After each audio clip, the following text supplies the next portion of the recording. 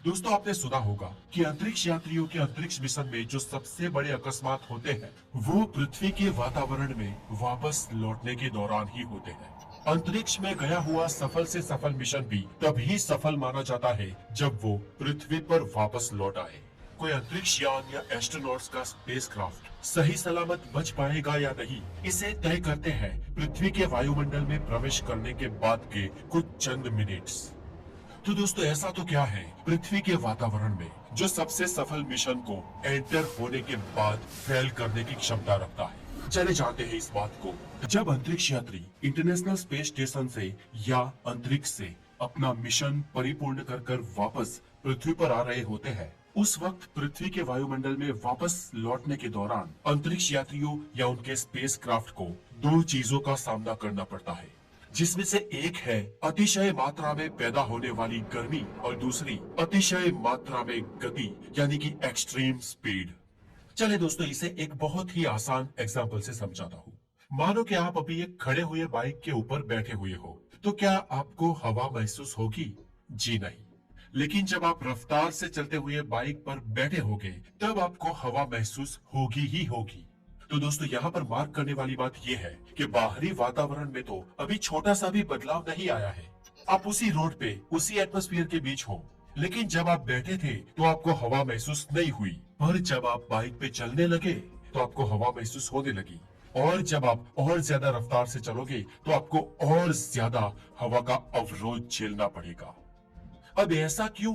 तो दोस्तों हवा का एक द्रव्यमान होता है और हवा के अंदर भी कई सारे गैसेस मौजूद होते हैं, और इस गैसेस के अणु यानी कि उनके रेणु हवा में होते हैं, और जब हम खड़े रहते हैं तब तो हमें हवा में मौजूद इस गैसेस के अणु महसूस नहीं होते हैं, लेकिन जब हमारी स्पीड बढ़ती है ये अणु हमारे शरीर से टकराने लगते हैं और हमारा शरीर उसे साइड में फेंक देता है, इसलिए हमें हवा महसूस होती है।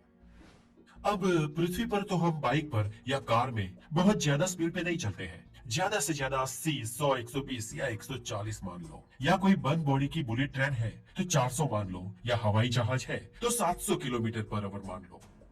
लेकिन दोस्तों समस्या तब खड़ी होती है जब हम आवाज की गति के बराबर या उसके पार चले जाए, यानी कि प्रॉब्लम तब खड़ी होती है जब हम सुपरसोनिक स्पीड से चलने लगे। अब ये सुपरसोनिक स्पीड क्या होती है? तो दोस्तों सुपरसोनिक स्पीड यानी कि ऐसी कोई भी स्पीड जो साउंड की स्पीड से ज्यादा हो। साउंड या आवाज की गति पृथ्वी के वातावरण के वेरियस फैक्टर पर डिपेंडेंट रहती है, लेकिन सी लेवल पर आम टेम्परेचर में यानी कि इन जनरल आम तौर पर साउंड की स्पीड 1236 किलोमीटर पर आवर होती है, और कोई भी चीज अगर इस स्पीड से ज्यादा तेजी से गति करे तो उसे सुपरसोनिक स्पीड कहा जाता है। अब दोस्तों अंतरिक्ष में शून्य अवकाश में घूमने वाले स्पेसक्राफ्ट बहुत ही फास्ट गति से यात्रा करते हैं, और ये अंतरिक्ष यान जब एस्ट्रोनॉट्स को लेकर पृथ्वी के वायुमंडल में प्रवेश करता है तब वो अपनी गति घटा देता है, लेकिन इस स्लो डाउन हुई स्पीड के बावजूद भी उस स्पेसक्राफ्ट की स्पीड क्या होती है पता है दोस्तों आपको? तो वो होती है 25 मैच यानी कि आवाज की गति से भी 25 गुना ज्यादा। जी हाँ, सुपरसोनिक स्पीड से भी 25 टाइम्स हायर। और इस स्पीड से यात्रा करने वाला कोई भी पदार्थ जब पृथ्वी के वातावरण में मौजूद हवा के परमाणुओं के साथ टकराता है तब हवा के उस अणुओं को उतना टाइम ही नहीं मिल पाता कि वो धक्के से साइड में चले जाए या आसपास हो जाए। इस स्पीड पर हवा के अणुओं को साइड होने का समय ही नहीं मिल पाता, और इवेंचुअली होता यह है कि वो हायर स्पीड पे आने वाला पदार्थ हवा में मौजूद अणुओं को तोड़ देता है, और ऐसे एक साथ बहुत सारे हवा के अणु जब टूटते हैं तब वो अणु ऊर्जा में बदल जाते हैं। जी हाँ, ये पार्टिकल्स तब एनर्जी का रूप ले लेते हैं और वो आग और चमक पैदा करते हैं जिसे प्लाज्मा कहते हैं।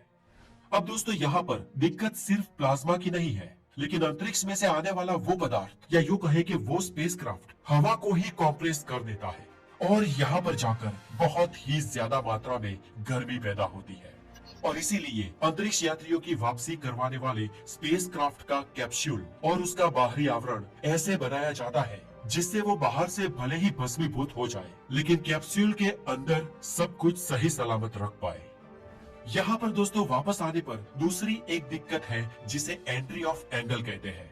मतलब कि स्पेसक्राफ्ट के प्रवेश का अगर कोण थोड़ा बहुत भी ऊपर नीचे होगा तो वो पृथ्वी के वातावरण में प्रवेश करते ही स्पीड के कारण उबड़ खाबड़ रास्तों की तरफ उछल कूदने लगेगा और वो वापस स्पेस में चला जाएगा और ऑर्बिट में चक्कर लगाने लगेगा। मतलब कि वो वापस ही नहीं आ पाएगा। ठीक वैसे ही जैसे आप बहुत स्पीड से तालाब में जब पत्थर मारोगे तो वो पानी के अंदर नहीं चला जाएगा, लेकिन पानी की सतह पर उछलता रहेगा। और अब हम एंट्री ऑफ एंगल को कम रखें, यानी कि इस परिस्थिति में स्पीड को बहुत ही ज्यादा रखनी पड़ेगी। और अगर एंटर होते वक्त स्पीड को बहुत ज्यादा रखेंगे तो दो परिस्थिति का सर्जन होगा। एक तो ये कि कैप्सूल की स्पीड इतनी ज्यादा बढ़ जाएगी कि घर्षण के कारण पैदा होने वाली प्रचंड गर्मी से वो बाहरी आवरण को भी बचा नहीं पाएगा और पूरा स्पेसक्राफ्ट ब्लास्ट हो जाएगा। और दूसरी समस्या ये होगी कि इतनी खतरनाक स्पीड पर धरती पर लैंड करने का टाइम ही नहीं मिलेगा और स्पेसक्राफ्ट स्पीड से धरती के साथ टकरा जाएगा और सब कुछ तबाह हो जाएगा। और इसीलिए पृथ्वी के वायुमंडल में प्रवेश करते वक्त सही कोण से कम स्पीड करके स्पेसक्राफ्ट को एंटर किया जाता है। हालांकि ये कम स्पीड भी, जैसे मैंने आगे बताया, सुपरसोनिक स्पीड से 25 टाइम्स ज्यादा होगी।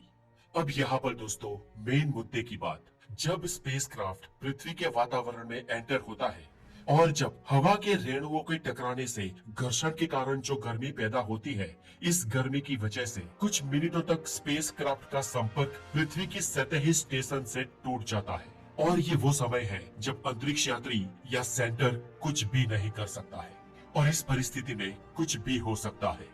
और अब ऐसी परिस्थिति में कैप्सूल में से एक पैराशूट निकलता है जो अंतरिक्ष यात्रियों को ले आने वाले कैप्सूल की स्पीड को बहुत हद तक घटा देता है और एस्ट्रोनॉट्स को इस कैप्सूल में से उस पैराशूट को निकालने के लिए सिर्फ 30 मिनट का समय मिल पाता है।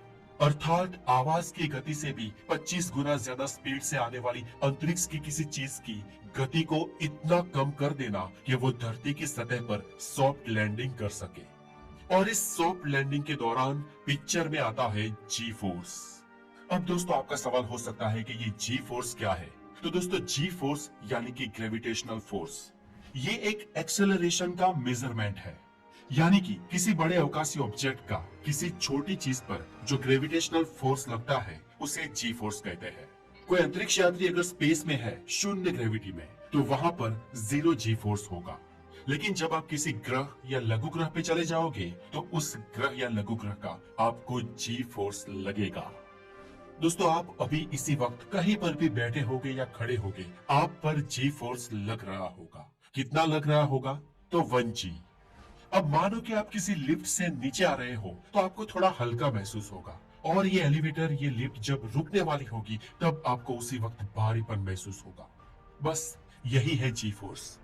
ये जी फोर्स अंतरिक्ष यात्रियों को अंतरिक्ष में जाने के दौरान भी लगता है और वापस आने के दौरान भी। यानी कि ये जी फोर्स हमारे रोजमर्रा के नॉर्मल जी फोर्स 1 जी से जब घटेगा तब भी हमें महसूस होगा और बढ़ेगा तब भी।